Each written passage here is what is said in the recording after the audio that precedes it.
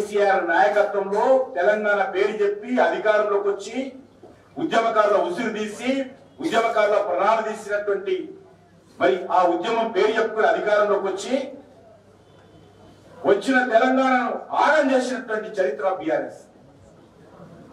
ఈరోజు అప్పులపాలు చేసిన తెలంగాణ ఉద్యోగాలు ఇవ్వలేరు, రైతులకు న్యాయం చేయలేరు, నిరుద్యోగులు ఆత్మహత్య చేసుకుంటున్నారు, కార్మికులకు అన్యాయం చేశారు, కార్మిక సంఘాలు లేవు,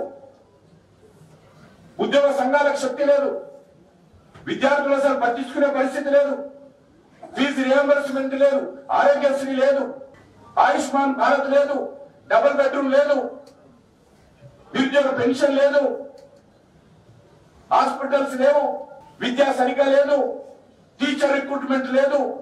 10 సంవత్సరాలుగా ఒక టీచర్ పోస్టు భర్తీ చేయనటువంటి దుర్మార్గమైనటువంటి ప్రభుత్వము ఈరోజు టిఆర్ఎస్. అందరికీ మనవి చేస్తున్నాను, ఆత్మవిశ్వాసంతో ముందుకెళ్దాం. ఎవరెవరికో ఇచ్చారు రాష్ట్రంలో అధికారం, ఈసారి ఇవ్వండి భారతీయ జనతా పార్టీకి అవకాశం.